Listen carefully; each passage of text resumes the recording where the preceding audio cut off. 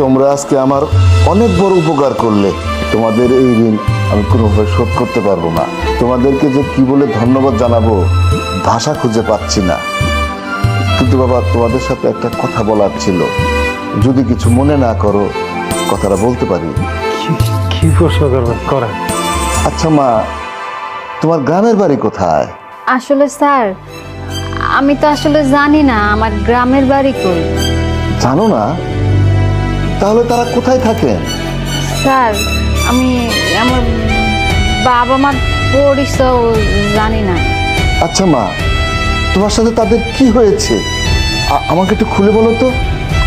আসলে স্যার, আমি যখন অনেক ছোট ছিলাম আমি তেমন কিছু বুঝতাম না।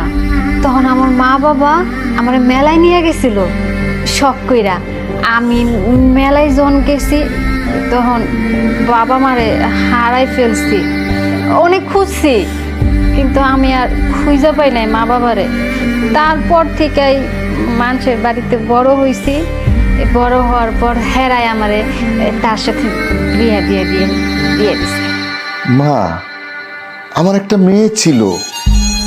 একদিন দুপুরবেলা পাকের ঘরে ওর মায়ের সাথে খেলাধুলা করতেছিল। খেলতে গিয়ে হঠাৎ করে সে বটির উপর পড়ে যায়।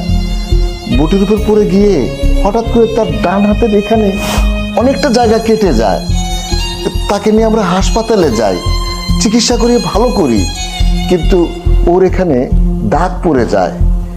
এই দাগটা দেখে ওর মনটা খুব খারাপ হয়ে যায়।